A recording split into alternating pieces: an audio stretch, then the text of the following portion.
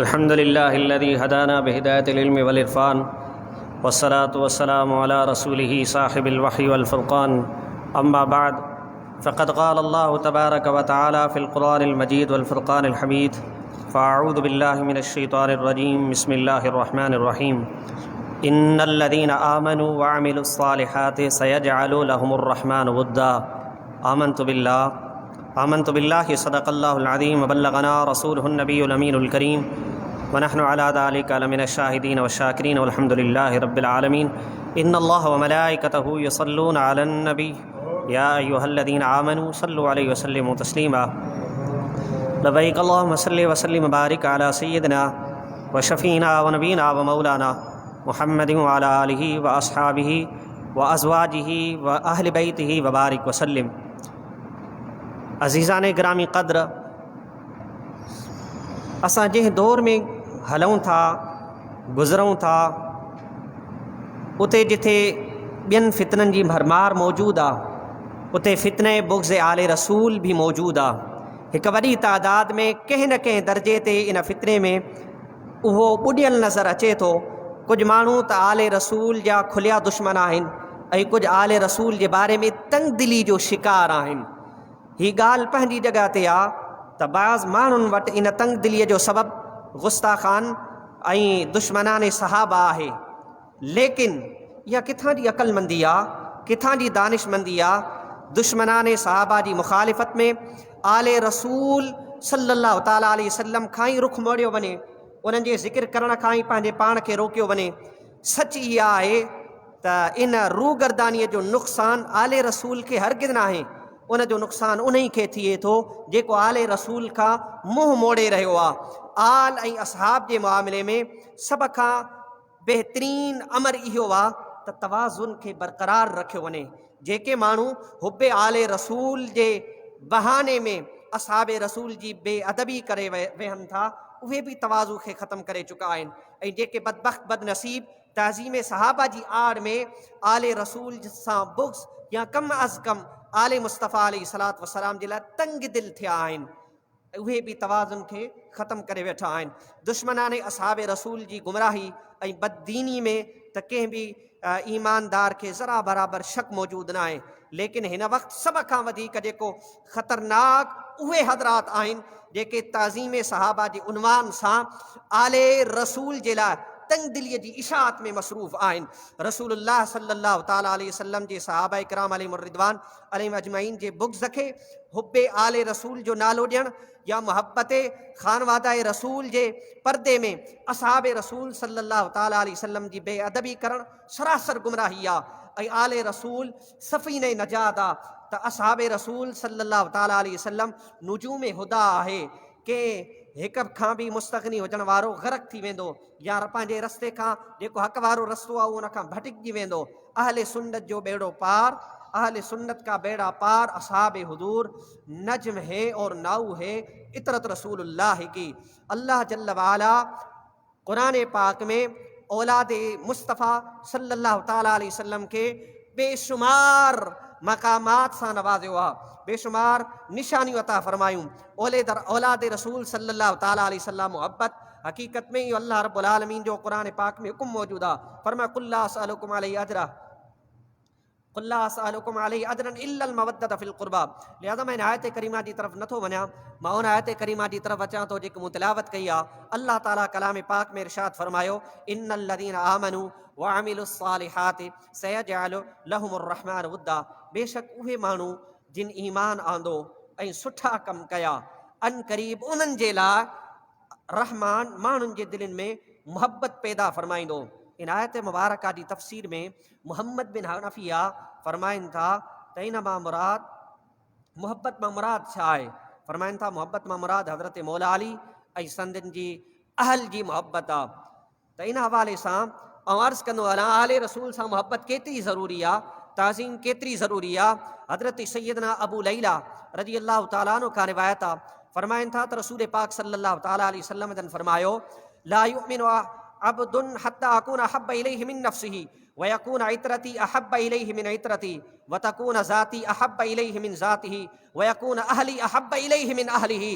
सरकार दो आलम सल्लल्लाहु ताला अलैहि वसल्लम फरमायो, कोई भी शख्स उन वक़्त ताईं मोमिन कामिल ईमान वारो नथो थी सघे, चाहे नमाज़ू पढ़ंदो हुजे, रोज़ा रखंदो हुजे, वॾा वॾा जलसा ऐं जुलूस कंदो हुजे। फरमायो मोमिन नथो थी सघे केसि ताईं, जेसि ताईं उहो मूंखे पंहिंजी ज़ुर्रियत खे पंहिंजे नफ़्स खां महबूब न बणाए, यानी पंहिंजी औलाद खां मूंखे वधीक महबूब रखे, ऐं मुंहिंजे अहल खे पंहिंजे अहल खां ऐं पंहिंजी ज़ात खे मुंहिंजी ज़ात खे महबूब तर न बनाए। हर शइ खां दर्जो जेको आहे मूं मुस्तफ़ा जी ज़ात खे ॾे, पंहिंजे पाण खां दर्जो बि मूंखे वधीक ॾे, ऐं पंहिंजे आल खे पंहिंजी औलाद खे दर्जो एतिरो न ॾे जेको मूं मुस्तफ़ा जी औलाद खे दर्जो ॾिए। एतिरी मोहब्बत ज़रूरी आहे आले रसूल सां। आका करीम फरमायो न उनजो कामिल ईमान न आहे, हरगिज़ नथो थी सघे जेसि ताईं पंहिंजी औलाद खां वधीक मुंहिंजी औलाद खे तरजीह नथो ॾिए, हसन हुसैन खे तरजीह नथो ॾे, सईदा काइनात खे तरजीह नथो ॾे, मौला मुर्तज़ा खे तरजीह नथो ॾे। आका करीम अलैहिस्सलातु वस्सलाम जन हिकिड़े मक़ाम ते ईअं फरमायो, अल्ज़िमू मवद्दतना अहलल बैत फ़इन्नहु मन लक़ियल्लाह अज़्ज़ व जल्ल। फरमायो अहल बैत जी मोहब्बत खे लाज़िमी इख्तियार कयो, लाज़िमी तौर इन जे लाइ त जेको बानू असां सां मोहब्बत करे थो, इन हाल में उहो अल्लाह जी बारगाह में वञी पहुतो, पोइ उनजो नतीजो छा निकिरंदो? फरमायो दख़लल जन्नत बिशफ़ाअतिना, उन मोहब्बत जे करे अल्लाह रब्बुल आलमीन असांजी शफ़ाअत जे करे उनखे जन्नत में दाख़िल फरमाए छॾींदो। वल्लज़ी नफ़्सी बियदिही ला यनफ़उ अबदन अमलुहु इल्ला बिमारिफ़ति हक़िना। फरमायो उन ज़ात जो कसम आहे जंहिंजे कब्ज़े कुदरत में मुंहिंजी जान आहे, कंहिं बि शख़्स खे असांजे हक़ जी मारिफ़त खां अलावा उनजो को बि अमल कॾहिं बि फ़ाइदो नथो ॾेई सघे। अगरि असांजी मारिफ़त न आहे, असांजो अदब एहतराम न आहे, असांजी ताज़ीम न आहे, असांजो मोहब्बत न आहे, असांजे ज़िक्र जे लाइ उनजी दिलि तंग आहे, त यादि रखो उहो नमाज़ूं पढ़ंदो रहे, सुठा सुठा अमल कंदो रहे, सदका ख़ैरात कंदो रहे। आका करीम फरमायो असांजी मारिफ़त जे बग़ैर, अहल बैत जी मारिफ़त जे बग़ैर उनजो अमल सभ जो सभु रायगान आहिनि, कॾहिं बि उनखे कमु नथा अची सघनि। इहा ई वजह आहे जो ताजदार सदाक़त ख़लीफ़े बिला फ़सल ख़लीफ़े अव्वल हज़रत सैयदना सिद्दीक़ अकबर रज़ी अल्लाह तआला अन्हु जन फरमायो, वल्लाहि लक़राबत रसूलिल्लाहि सल्लल्लाहु अलैहि वसल्लम अहब्बु इलैया अन असिल मिन क़राबती। रब्बे ज़ुल जलाल जी इज़्ज़त जो कसम आहे, रसूल अकरम सल्लल्लाहु तआला अलैहि वसल्लम जी अहल यानी क़राबत सां ताल्लुक़ जोड़णु मूंखे पंहिंजे अहल क़राबत सां ताल्लुक़ जोड़ण खां ज़्यादा महबूब आहे। मां रसूलुल्लाह जे अहल सां मोहब्बत कयां, इहो मूंखे वधीक पसंदि आहे। मां पंहिंजी औलाद खां वधीक रसूलुल्लाह जे अहल जी ताज़ीम कयां, मोहब्बत कयां। सैयदना सिद्दीक़ अकबर फरमाइनि था इहो मूंखे सभ खां वधीक अमल आहे। ये बुखारी मुस्लिम शरीफ जी रिवायत आहे। हज़रत सैयदना सिद्दीक़ अकबर रज़ी अल्लाह तआला अन्हु, सैयदना मौला कायनात मौला मुर्तज़ा रज़ी अल्लाह तआला अन्हु ऐं ॿियनि अहल बैत किराम जे हवाले सां फरमायो, वल्लाहि लिअन असलियकुम अहब्बु इलैया। फरमायो अल्लाह जो कसम आहे, तमामु माण्हुनि सां ताल्लुक़ ठाहिणु, ताल्लुक़ रखणु, निस्बत रखणु मूंखे पंहिंजे अहल क़राबत सां ताल्लुक़ जोड़ण खां केतिरा ई गुना महबूब आहे। छो? छाजे करे? फरमायो लिक़राबतिकुम मिन रसूलिल्लाहि सल्लल्लाहु अलैहि वसल्लम।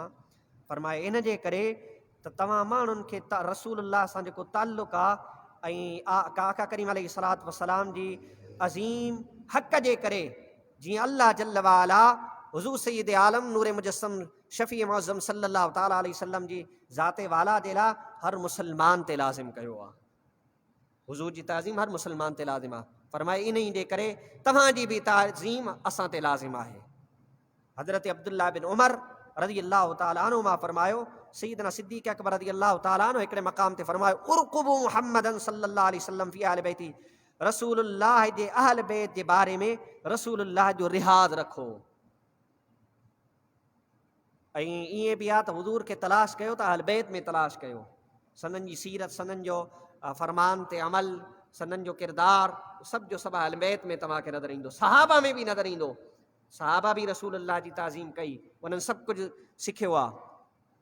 हज़रत जाबिर बिन अब्दुल्लाह रज़ी अल्लाह ताला अन्हु जन खां मरवी आहे। इहा ई वजह आहे तो सैयदना ख़लीफ़े सानी हज़रत सैयदना उमर बिन ख़त्ताब रज़ी अल्लाह ताला अन्हु रसूलुल्लाह जे ख़ानदान सां वॾी मोहबत फरमाईंदा, ताज़ीम फरमाईंदा।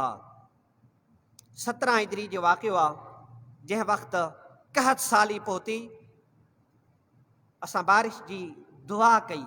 केरु फरमाए थो? हज़रत जाबिर बिन अब्दुल्ला रसूलुल्लाह जो जलील क़द्र साहबी आहे। असां छा कयो? बारिश जी दुआ कई, लेकिन बारिश न थी। वरी बारिश जे लाइ ॿीहर दुआ कई, बारिश न थी। वरी बारिश जे लाइ दुआ कई, बारिश न थी। हज़रत सैयदना उमर बिन ख़त्ताब रज़ी अल्लाह ताला अन्हु फरमायो, सुभाणे मां उन्हनि अज़ीम हस्तियुनि जे वसीले सां दुआ कंदुमि, जंहिंजी बरकत सां अल्लाह करीम मूंखे ज़रूरु बारिश अता फरमाईंदो। अक़ीदो ॾिसो, यकीन ॾिसो। फरमायो सुभाणे मां उन्हनि अज़ीम ज़ात जो वसीलो वठी करे अल्लाह जी बारगाह में अर्ज़ु कंदुमि, दुआ घुरंदुमि त मूंखे यकीनन ख़ालिक़ काइनात बारिश अता फरमाईंदो। माण्हुनि चयो, कंहिंजे वसीले सां तव्हां दुआ कंदव? पाण फरमायो, मौला अली, मौला हसन ऐं मौला हुसैन जे वसीले सां। जॾहिं सुबह थी, सैयदना फारूक आज़म रज़ी अल्लाह ताला अन्हु सैयदना अब्बास रज़ी अल्लाह ताला अन्हु जे दरवाज़े ते पहुता ऐं दरवाज़ो वॼायो। हज़रत सैयदना अब्बास बिन अब्दुल मुत्तलिब फरमायो, केरु? फरमायो, फारूक आज़म आयो आहे। अल्लाह अकबर। वक़्त जो हाकिम आहे, वक़्त जो वॾो हाकिम आहे।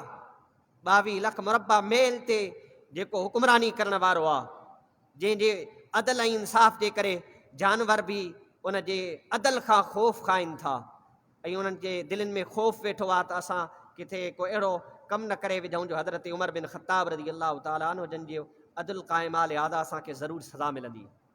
अल्लाह अकबर। उहो जलीलुल क़द्र साहबी अॼु अहल बैत जे दरवाज़े ते आयो आहे। छाजे लाइ? हज़रत अब्बास फरमायो, कहिड़ो कमु आहे?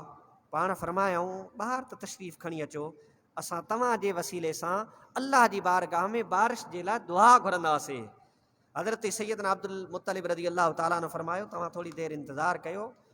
पोइ हज़रत अब्बास रज़ी अल्लाह ताला अन्हु ख़ानदान बनी हाशिम जी तरफ़ पैगाम मोकिलियो। सभु वज़ू करे आया, सुठा कपिड़ा पाए आया। जॾहिं सभु अची विया त हज़रत अब्बास रज़ी अल्लाह ताला अन्हु उन जे लाइ ख़ुशबू कढी, उन्हनि खे ख़ुशबू लॻाई।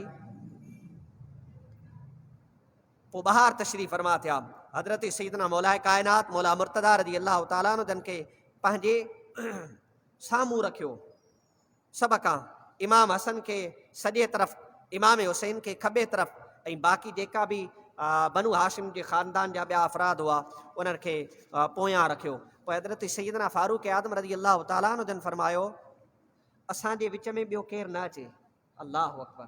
फरमायो, असांजे विच में ॿियो केरु न मिले, असां सां ॿियो केरु बि न हुजे, बसि ख़ानदान रसूल आहे ऐं सैयदना फारूक आज़म जी ज़ात आहे। पोइ सैयदना अब्बास बिन अब्दुल मुत्तलिब रज़ी अल्लाह ताला अन्हु नमाज़ी जॻह ते आया, अल्लाह जल्ल वाला जी हमद कई आहे ऐं अर्ज़ु करनि था, ए अल्लाह, तो असांखे तख़लीक़ फरमायो आहे, तो असांखे ठाहियो आहे, असांखे ठाहिण खां पहिरीं, असांजी तख़लीक़ खां पहिरीं असांजे आमाल खे तूं ॼाणी थो।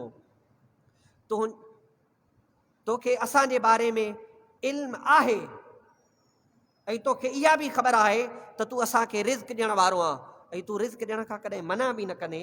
इहो बि यकीन आहे तूं ई बहितरीन राज़िक़ आहे, जीअं तो असांजे हर पहलू ते फज़ल फरमायो आहे, हर एतबार सां करम फरमायो आहे, हिन वक़्तु बि असांजे मथां फज़ल फरमा। हज़रत जाबिर रज़ी अल्लाह ताला अन्हु फरमाइनि था, उते अञा वेठा ई हुयासीं, अञा मस दुआ घुरीसीं त बादल पूरे आसमान ते अची विया। असांजे घरनि ते पहुचण खां पहिरीं पहिरीं असां बारिश में सभु जो सभु पिसी वियासीं ऐं अल्लाह ताला एतिरी बारिश अता फरमाई। हीउ मंज़र ॾिसी करे हज़रत सैयदना अब्दुल्लाह बिन अब्बास बिन अब्दुल मुत्तलिब फरमायो, ऐं उहो हिकिड़ो दफ़ो न फरमायो बल्कि 5 मरतबा पाण फरमायो, मां मस्की यानी जंहिंजी दुआ सां पाणी अता कयो वेंदो, फरमायो मां मस्की, मां इब्ने मस्की, मां मस्की इब्ने मस्की, मां मस्की इब्ने मस्की आहियां, मां मस्की इब्ने मस्की आहियां, मां मस्की इब्ने मस्की आहियां, यानी जंहिंजी दुआ सां अल्लाह रब्बुल आलमीन पाणी अता फरमाईंदो आहे। इहो अहल बैत जो शान। आका करीम अलैहिस्सलातु वस्सलाम जे वधीक जेको कुर्बत में रहिया, हज़रत सैयदना इमाम बाक़िर मोहम्मद बाक़िर रज़ी अल्लाह ताला अन्हु फरमाइनि था, जंहिं वक़्तु हज़रत सैयदना फ़ारूक़ आज़म रज़ी अल्लाह ताला अन्हु पंहिंजे दीवान खे तरतीब ॾियणु चाही, अशआर खे तरतीब ॾियणु चाही न, पोइ माण्हुनि खे घुराए करे मशवरो वरितो। फरमायो बिमन तरउन अन अब्दा, तव्हांजो ख़्यालु छा आहे त मां इब्तिदा कीअं कंदुमि, कंहिंखां शुरूआत कंदुमि। पाण खे चयो वियो अब्दा बिल अक़रब फल अक़रब बिका, लिहाज़ा लाज़मी आहे तव्हांजे परी क़रीबी रिश्तेदारनि खां शुरूआत कंदव, पोइ उनजे क़रीब खां। हज़रत सैयदना फ़ारूक़ आज़म फरमायो बल अब्दा बिल अक़रब फल अक़रब रसूलुल्लाह सल्लल्लाहु अलैहि वसल्लम, न मां पंहिंजे क़रीबी रिश्तेदारनि खां न बल्कि मां रसूलुल्लाह जे क़रीबनि खां शुरूआत कंदुमि, पोइ उनजे क़रीबनि खां शुरूआत कंदुमि। यानी कि हुज़ूर हज़रत सैयदना मौला मुर्तज़ा सय्यद कायनात हसनैन करीमैन, इहा तरतीब हज़रत सैयदना फ़ारूक़ आज़म ॾिनी आहे। ऐं हज़रत सैयदना फ़ारूक़ आज़म रज़ी अल्लाह ताला अन्हु माण्हुनि अजीब ढोंग रचायो आहे न त सहाबा में ऐं अहल बैत में इख़्तिलाफ़ ऐं ॿिया मामलात करे माण्हुनि जे नज़रियात सां खेॾण जी कोशिशि कंदा। ही हज़रत सैयदना फ़ारूक़ आज़म अहल बैत जो शान बयानु करे रहिया आहिनि। हज़रत सैयदना फ़ारूक़ आज़म रज़ी अल्लाह ताला अन्हु पंहिंजे दौरे ख़िलाफ़त में जंहिं वक़्तु वज़ाइफ़ मुक़ररु फरमाया त बदरी सहाबी जो सभ खां वॾो मक़ाम ऐं मर्तबो आहे। बदरी सहाबी जे लाइ 5,000 रुपया मुक़ररु फरमाया ऐं रसूलुल्लाह सल्लल्लाहु ताला अलैहि वसल्लम जी अज़वाज जे लाइ रज़ी अल्लाह ताला अन्हुन 12,000 मुक़ररु फरमाया। ऐं सैयदना अब्बास बिन अब्दुल मुत्तलिब जे लाइ बि रसूलुल्लाह जी क़राबत जे करे 12,000 रुपया मुक़ररु फरमाया। हज़रत उसामा बिन ज़ैद जे लाइ 4,000, हज़रत सैयदना इमाम हसन मुश्तबा, हज़रत सैयदना इमाम हुसैन मुश्तबा, उन्हनि जे लाइ रसूलुल्लाह सल्लल्लाहु अलैहि वसल्लम जी क़राबत जे लाइ 5,000 रुपया मुक़ररु फरमाया। जॾहिं पंहिंजे पुट हज़रत सैयदना अब्दुल्ला बिन उमर जे लाइ 3,000 रुपया मुक़ररु फरमाया त हज़रत अब्दुल्ला बिन उमर रज़ी अल्लाह ताला अन्हु फ़ारूक़ आज़म रज़ी अल्लाह ताला अन्हु जी बारगाह में अर्ज़ु कयो, ए वालिद गिरामी, हज़रत उसामा जे लाइ 4,000, मुंहिंजे लाइ 3,000, इन जी वजह कहिड़ी आहे? हालांकि उन्हनि जे लाइ उन्हनि जे वालिद में का अहिड़ी फ़ज़ीलत मौजूदु न आहे। ऐं इमाम हसन इमाम हुसैन रज़ी अल्लाह ताला अन्हुमा जे लाइ तव्हां 5,000 जेको आहे सो वज़ीफ़ो मुक़ररु फरमायो आहे। हालांकि उहे उमिरि में नंढा, उहे न जंग जे मैदान में विया, असां जंगनि जे मैदान में वियासीं, रसूलुल्लाह जी सोबत वधीक इख़्तियार कई, हुज़ूर जन सां गॾु जंगियूं विड़ियूं आहे। पोइ बि बहरहाल हज़रत फ़ारूक़ आज़म जे शहज़ादे हज़रत फ़ारूक़ आज़म खे अर्ज़ु कयो त हज़रत उसामा खे तव्हां एतिरी रक़म ॾिनी ऐं मुंहिंजे लाइ तव्हां घटि रक़म मुक़ररु फरमाई आहे, उन्हनि जे वालिद जी एतिरी का फ़ज़ीलत त न आहे जेकी तव्हांखे हासिलु आहे। त जनाब उसामा जी का बि अहिड़ी फ़ज़ीलत हुजे जेकी जेका मुंहिंजे में न, मूंखे मुंहिंजी ज़ात में मौजूदु न हुजे। हज़रत फ़ारूक़ आज़म जे शहज़ादे फ़ारूक़ आज़म खे अर्ज़ु कयो त छा का अहिड़ी फ़ज़ीलत आहे जेका उसामा में मौजूदु हुजे, मूं में उहा मौजूदु न हुजे? सैयदना फ़ारूक़ आज़म रज़ी अल्लाह ताला अन्हु फरमायो इन अबाहु कान अहब्ब इला रसूलिल्लाह सल्लल्लाहु अलैहि वसल्लम मिन अबीक व हुव कान अहब्ब इला रसूलिल्लाह मिनका, उनजो वालिद जेको आहे न, वालिद तुंहिंजे पीउ जी बनिस्बत रसूलुल्लाह सल्लल्लाहु ताला अलैहि वसल्लम खे ज़्यादा महबूब हुआ, ऐं उहे ख़ुदि यानी उसामा बिन ज़ैद तुंहिंजी बनिस्बत रसूलुल्लाह जी ज़ात खे ज़्यादा महबूब हुआ। त जेको बि रसूलुल्लाह जे क़रीब रहियो, हज़रत फ़ारूक़ आज़म रज़ी अल्लाह ताला अन्हु जन उनजो एहतराम अदब ऐं ताज़ीम फरमाईंदा हुआ। शेख शमसुद्दीन मोहम्मद बिन हसन ख़ालिदी फरमाइनि था, असांजे बाज़ असहाब ख़्वाब में ॾिठो त रसूलुल्लाह सल्लल्लाहु ताला अलैहि वसल्लम जी ज़ियारत थी आहे, ऐं छा ॾिठो आहे? तैमूर लिंग दरबार रसालत में मौजूदु आहिनि। इहो वक़्त जो हिकिड़ो ग़ालिबन बादशाह रहियो आहे। उन्हनि ॾिठो त ए दुश्मन तूं हिते कीअं पहुते? रसूलुल्लाह फरमायो इलैक या मुहम्मद फ़इन्नहु कान युहिब्बु ज़ुर्रियती। मोहम्मद बिन हसन ख़ालिदी, ए मोहम्मद बिन हसन ख़ालिदी, हुज़ूर जन उन फरमायो ए मोहम्मद बिन हसन ख़ालिदी, हिन खे कुझु न चओ। छो? फरमायो इहो मुंहिंजी औलाद सां मुहबत कंदो, मुंहिंजे मौला मुर्तज़ा खां मुहबत कंदो, मुंहिंजी जिगर जो टुकड़े हज़रत सईद कायनात सां मुहबत कंदो, हज़रत मौला हसन हज़रत मौला हुसैन सां मुहबत कंदो। फरमाए इन जे करे हिन खे कुझु बि न चओ। जेको शख़्स आले रसूल ऐं औलाद बतूल जे एज़ाज़ ऐं इकराम जो लिहाज़ नथो रखे, उन्हनि जी ताज़ीम नथो करे, उहो खून ख्वार जेको जानवर आहे उन खां बि बदतर आहे। ज़ाहिरी तौर ते त इंसान आहे, लेकिन हक़ीक़त में उहो उन जानवर खां बि बदतर आहे। जानवर खां बि बदतर शख़्स आहे जंहिंमें आले रसूल सल्लल्लाहु ताला अलैहि वसल्लम जे ताज़ीम जो जज़्बो न हुजे, आले रसूल जी मोहब्बत जो जज़्बो न हुजे, आले रसूल जे ज़िक्र करण जो जज़्बो न हुजे। कंहिं न कंहिं बहाने सां जेको शख़्स आले रसूल जे ज़िक्र खां रोकण जी कोशिशि कंदो हुजे ऐं मुख़्तलिफ़ तरहनि जा बहाना ठाहे करे रसूलुल्लाह सल्लल्लाहु ताला अलैहि वसल्लम जे अहल बैत जे ज़िक्र खां माण्हुनि खे रोकण जी कोशिशि कंदो हुजे, यादि रखो उहो बज़ाहिर इंसान आहे, पर दर हक़ीक़त उहो उन्हनि जानवरनि खां बि बदतर आहे जेके जानवर रसूलुल्लाह जे अहल बैत जी ताज़ीम कनि था। हज़रत सैयदना अब्दुल्ला बिन जाफ़र रज़ी अल्लाह ताला अन्हु जन फरमायो, ऐं बदकिस्मती सां असांजे मुआशरे में ख़ासि करे इन्हनि ॾींहंनि में आले सुन्नत जे मथां पाबंदी लॻाई वेंदी आहे। हालांकि अहल बैत जो ज़िक्र अहले सुन्नत खां वधीक केरु करण ई नथो ॼाणे। अहल बैत जी मोहब्बत कीअं हूंदी आहे, अहल बैत जी मोहब्बत जो अजर ऐं सवाब कीअं मिलंदो आहे। अहले सुन्नत वटि तव्हां वेहो, उन्हनि जो दर्द ॿुधो, उन्हनि जो ख़िताब ॿुधो, तव्हांखे ख़बर पइजी वेंदी रसूलुल्लाह जे उन अहल बैत जो उन्हनि जे मथां कंहिं अंदाज़ में फैज़ जारी हूंदो आहे। ऐं बतौर तहदीस नेमत हिकिड़ी ज़रूरु ॻाल्हि अर्ज़ु कंदुमि, पर इंशाअल्लाह अज़ीम राति जेको प्रोग्राम आहे उन में हज़रत सैयदना मौला मुर्तज़ा रज़ी अल्लाह ताला अन्हु जन जे हवाले सां बतौर तहदीस नेमत इन में को पंहिंजे इंसान पंहिंजी तरफ़ खां को कमाल न सम्झे, बल्कि रब काइनात जे तरफ़ खां फज़ल ऐं अल्लाह रब्बुल आलमीन जे तरफ़ खां इनायत सम्झे ऐं इन में फ़ख्र करे माण्हू ॻाल्हि करे को बि जेको आहे सो आर महसूस न करे, बतौर तहदीस नेमत। ऐं अर्ज़ु कंदुमि इंशाअल्लाह अज़ीम, हज़रत अब्दुल्ला बिन जाफ़र रज़ी अल्लाह ताला अन्हु फरमाइनि था, हज़रत सैयदना अब्बास रज़ी अल्लाह ताला अन्हु हुज़ूर सैयद आलम सल्लल्लाहु ताला अलैहि वसल्लम सां माण्हुनि जी बेरुखीअ जी शिकायत कई। आका करीम अलैहिस्सलातु वस्सलाम फरमायो, हुज़ूर जन जी शिकायत जंहिं वक़्तु ॿुधी चेहरो मुतग़य्यर थी वियो। वल्लज़ी नफ़्सी बियदी ला युमिनु अहदुहुम हत्ता युहिब्बकुम लिहुब्बी यरजून अन तदखुलुल जन्नत बिशफ़ाअती वला तरजूहा बनु अब्दुल मुत्तलिब। उन ज़ात जो कसम आहे जंहिंजे दस्ते कुदरत में मुस्तफ़ा जी जान आहे, उन्हनि मां को बि शख़्स ईमानदार नथो थी सघे जी कंहिं जे बारे में जेको रसूलुल्लाह जे बारे में तंग दिली रखे, तंग दिली वारो नज़रो रखे। अहल बैत जे ज़िक्र करण खां ईअं रस्मी ज़िक्र करे त माण्हू छा चवंदा, दिलि कुशादो हुजे अहल बैत जे ज़िक्र करण में। ऐं अहल बैत खे अल्लाह रब्बुल आलमीन दिलि कुशादो ॾिनो, इल्म जे एतबार सां बि, सखावत जे एतबार सां। सखावत में बि अहल बैत जेको मिसाल न आहे, ऐं इल्म ॾियण में बि अहल बैत जेको मिसाल नथो मिले। त उन्हनि जो जंहिं वक़्तु ज़िक्र हुजे त माण्हू ईअं घबराए ज़िक्र न करे, बल्कि ईअं दिलि कुशादा करे, सीनू खोले करे अहल बैत जो ज़िक्र करे, कंजूसी न करे। जेको अल्लाह इल्म ॾिनो आहे, किताबनि में मौजूदु आहे, बयानु कयो। घबरायो छाजे लाइ था, घबराइण जी का बि ज़रूरत न आहे। दिलि खोले करे जेको अहल बैत जो ज़िक्र कंदो, अल्लाह रब्बुल आलमीन उन एतबार सां उनखे नवाज़ींदो।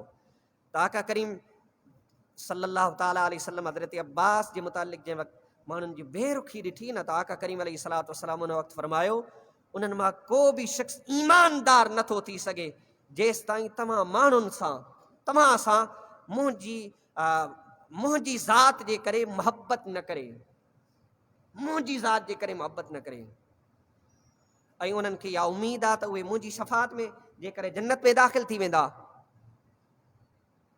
हुज़ूर जन फरमायो, उहे मुंहिंजी उमेद रखनि था त मुंहिंजे अहल बैत सां हिकु तरफ़ बुग़्ज़ रखनि, उन्हनि जे ज़िक्र करण खां कंजूसी कंदा हुजनि। मौला मुर्तज़ा जे ज़िक्र अचे, ॾींहुं अचे त माण्हुनि खे रोकण जी कोशिशि कनि मुख़्तलिफ़ तरहनि जा बहाना ठाहे करे, ऐं उहे दावा कनि था मूंसां मोहब्बत कनि था, दावा कनि था त उन्हनि खे मूं रसूलुल्लाह जी शफ़ाअत नसीब थींदी। आका करीम फरमाई आहे, उहे शख़्स उमेद रखनि था त छा रसूलुल्लाह जी ज़ात में, यानी कि मां मुंहिंजी मोहब्बत जे करे ऐं मूंसां मोहब्बत जो दावा कनि, हुन तरफ़ मोहब्बत न हुजे, उन ऐं शफ़ाअत जी उमेद रखनि त मुंहिंजी शफ़ाअत जे करे अहिड़ा माण्हू जन्नत में दाख़िल थींदा। ऐं छा औलाद अब्दुल मुत्तलिब खां उन खां उमेद न आहे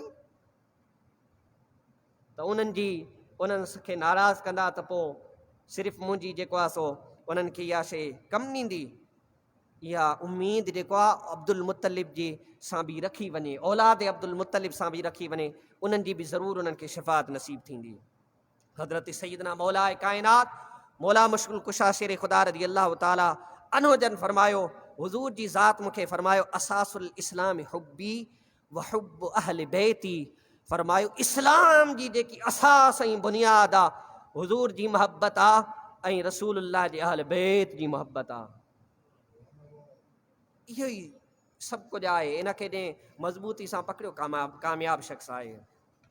हज़रत मौला मुश्किल कुशा शेर ख़ुदा रज़ी अल्लाह ताला अन्हु जन खां मरवी आहे, हुज़ूर सैयद आलम सल्लल्लाहु ताला अलैहि वसल्लम फरमायो अद्दिबू औलादकुम अला खिसाल सलासिन अला खिसाल सलासिन अला हुब्बि नबिय्यकुम व हुब्बि अहल बैतिही व अला क़िराअतिल क़ुरआन। ये जेको मुहर्रमुल हराम जो महीनो आहे, ख़ासि इन में तव्हां पंहिंजे घरनि में महफ़िल ज़िक्र औलाद रसूल कयो। हज़रत सैयदना मौला काइनात मौला अली जो ज़िक्र कयो, हज़रत सैयदा फ़ातिमा ज़हरा जो ज़िक्र कयो, हज़रत सैयदना मौला हसन हज़रत सैयदना मौला हुसैन जो ज़िक्र कयो। उन्हनि जा वाक़ियात तव्हां पंहिंजी औलाद खे ॿुधायो, उन्हनि जी सीरत, उन्हनि जो किरदारु, उन्हनि जी बहादुरी जा वाक़िया तव्हां ॿुधायो त उन्हनि के अंदाज़ में पंहिंजी ज़िंदगी गुज़ारी आहे। उन्हनि कीअं क़ुर जो दिफ़ा कयो आहे, उन्हनि कीअं शरीयत मुहम्मदी जो दिफ़ा कयो आहे, उन्हनि कीअं सल्तनत खे क़ाइमु कयो आहे, उन्हनि कीअं इंसाफ़ अदल सच जो रस्तो इख्तियार करे राह गामज़न ते हली करे माण्हुनि खे राह हिदायत जे रस्ते ते हलायो आहे, माण्हुनि खे क़ुर जे रस्ते ते हलायो आहे। पाण बि नमाज जी पाबंदी कई आहे, क़ुर जी तिलावत जी पाबंदी कई आहे, ऐं आले रसूल बि नमाज जी पाबंदी कई आहे, क़ुर जी तिलावत में हर वक़्तु रहिया। हज़रत सैयदा कायनात सॼी सॼी राति अल्लाह जी इबादत में मसरूफ़ रहंदियूं। हज़रत सैयदना मौला कायनात मौला अली रज़ी अल्लाह ताला अन्हु हर वक़्तु क़ुर जी तिलावत में मसरूफ़ हूंदा हुआ। हज़रत सैयदना अबू बकर सिद्दीक़ रज़ी अल्लाह ताला अन्हु जन जी जंहिं वक़्तु ख़िलाफ़त थी आहे, उन वक़्तु हज़रत सैयदना मौला कायनात रज़ी अल्लाह ताला अन्हु जुदाइगी इख्तियार कई, पंहिंजे पाण खे बंदि करे छॾियो, महज़ क़ुर खे तरतीब ॾियण जे लाइ। सभ खां पहिरीं जे तरतीब ॾिनी हज़रत सैयदना मौला कायनात मौला अली रज़ी अल्लाह ताला अन्हु ॾिनी। पर बदकिस्मती सां उहो नुस्ख़ो बरक़रार न रहियो। हज़रत सैयदना मौला कायनात केतिरो ई अरसो तनहा रहिया क़ुर जी हिफ़ाज़त में। फरमायो अद्दिबू औलादकुम अला खिसालिन सलासिन, पंहिंजी औलाद खे 3 ॻाल्हियूं ज़रूरु सेखारींदा कयो, रसूलुल्लाह जी मोहब्बत, पंहिंजे नबीअ जी अहल बैत जी मोहब्बत ऐं क़ुर जी तिलावत। इहो ई त सभु कुझु आहे। ऐं असांजा मौलवी हज़रात हिन महीने में ख़ासि करे अहल बैत जे ज़िक्र खां तमामु घटि अल्लाह ताला उन्हनि खे हिदायत ॾे।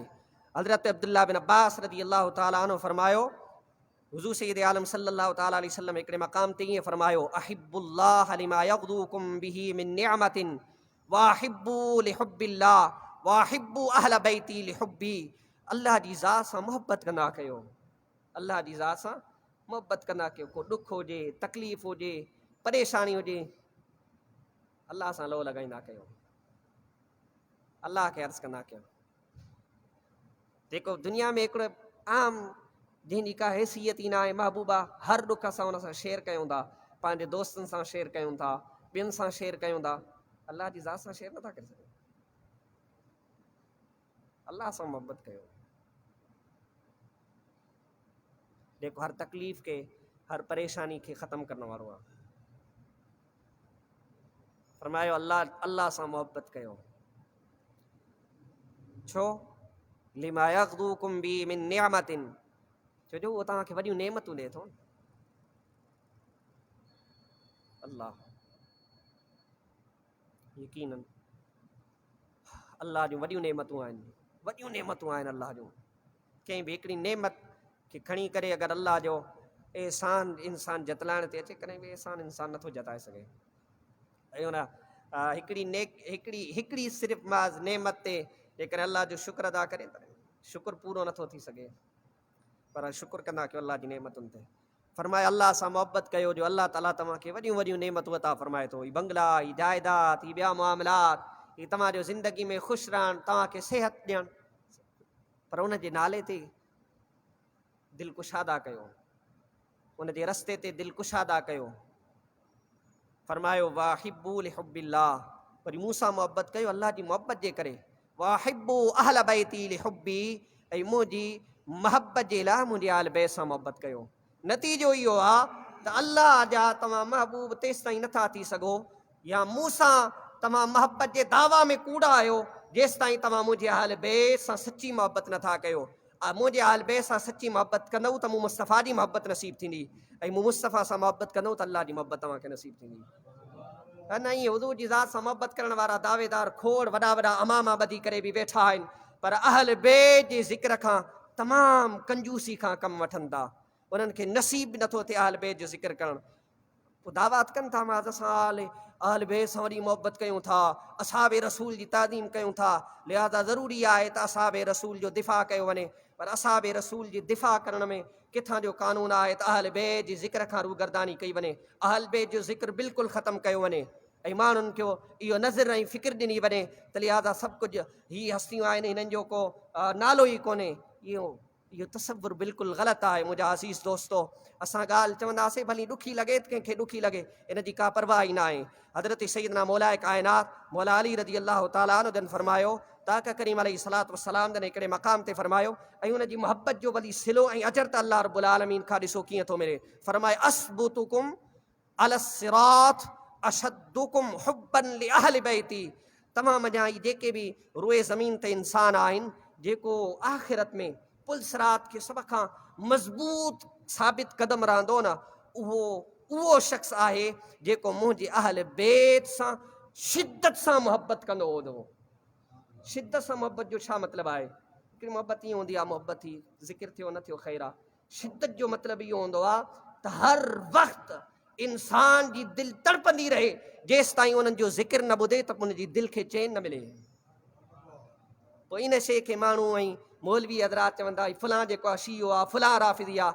अहल बैत जी मोहबत शीयो ऐं रिफ़्ज़ न आहे, अहल बैत जी मोहबत रसूलुल्लाह जी सुन्नत आहे, मुंहिंजे मुस्तफ़ा जे सहाबा जी सुन्नत आहे। बल्कि अल्लाह ताला क़ुरान में हुकुम फरमायो आहे, कुल ला असअलुकुम अलैहि अजरन इल्लल मवद्दत फिल क़ुरबा, रसूलुल्लाह जे अहल बैत जी मोहबत तव्हांजे मथां लाज़िम आहे। हिकु तरफ़ आले रसूल सां मोहबत, ऐं ॿी तरफ़ उन्हनि ज़ात अज़ीम हसन सां बुग़्ज़। जिथे आले रसूल सल्लल्लाहु ताला अलैहि वसल्लम जी मोहबत वाजिब आहे, त उते ख़ानदान आली शान जे बारे में मामूली ज़रा ज़रा बराबरि जेको बुग़्ज़ ऐं इनाद बि दुनिया ऐं आख़िरत खे ख़तमु ऐं तबाही करण जो हिकिड़ो सबबु मौजूदु आहे। हज़रत सैयदना अब्दुल्लाह बिन अब्बास रज़ी अल्लाह ताला अन्हुमा फरमायो, हुज़ूर सैयद आलम नूर मुजस्सम शफ़ी मुअज़्ज़म सल्लल्लाहु ताला अलैहि वसल्लम फरमायो, औलाद अब्दुल मुत्तलिब इन्नी सालतुल्लाह लकुम सलासन। फरमायो मूं अल्लाह रब्बुल आलमीन खां टिनि शयुनि जो सवाल कयो, अन उसब्बितो क़ाइमकुम, कहिड़ियूं शयूं आहिनि?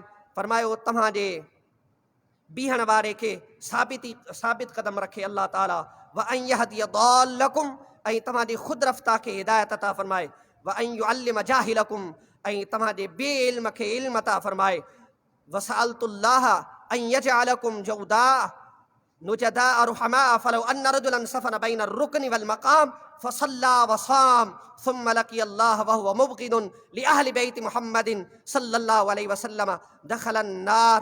रसूलुल्लाह सल्लल्लाहु ताला अलैहि वसल्लम फरमायो त तव्हांजे बे इल्म खे इल्म सां अल्लाह रब्बुल आलमीन नवाज़े, इहो मूं अल्लाह खां सवाल कयो, ऐं मूं अल्लाह खां इहो बि सवाल कयो त अल्लाह ताला तव्हांखे सखी ठाहे, दिलेर बणाए, ऐं तव्हांखे महिरबान बणाए। हज़रत सैयदना मौला हसन या हज़रत सैयदना ग़ालिबन इमाम हुसैन जो फरमान आहे, अल्लाह रब्बुल आलमीन असांखे जेको दिलि ॾिनो आहे न, ईअं सखावत वारो दिलि ॾिनो आहे, दिलि में तंगी न आहे। इहो रसूलुल्लाह जी दुआ जो सबबु आहे। इहा ई वजह आहे त इल्म में एतिरा सखी रहिया जो हज़रत आज़म इमाम आज़म अबू हनीफ़ा रहमतुल्लाह ताला अलैह उन वक़्त ताईं अबू हनीफ़ा हुआ जेसि ताईं अहल बैत जे क़दमनि में अची वेही करे इल्म हासिल न कयो। जंहिं वक़्तु अहल बैत जे क़दम में अची करे इल्म हासिल कयो, अल्लाह रब्बुल आलमीन इमाम आज़म बणाए छॾियो उन्हनि खे। ऐं पूरी दुनिया में जेके बि पोइ लॻा आहिनि तक़रीबन हज़रत सैयदना इमाम आज़म हनीफ़ा जा आहिनि। इहा सोहबत आले रसूल जो नतीजो, मोहब्बत आले रसूल जो नतीजो, ऐं पूरी ज़िंदगी हज़रत सैयदना इमाम आज़म हनीफ़ा रहमतुल्लाह ताला अलैह अहल बैत सां वफ़ादारी कई, ऐं उन जे करे सज़ा बि मिली। ईअं न सम्झो तव्हां हिते अहल बैत जी मोहबत जो दावा कयो ऐं अहल बैत जो घणो ज़िक्र कयो त तव्हांखे रिफ़्स जो फ़तवा न लॻे, लॻंदो तव्हां ते, ऐं माण्हू चवंदा त फलां आहे फलां आहे, हिन जो अक़ीदो दुरुस्त न आहे, इन जी परवाह न कंदा कयो।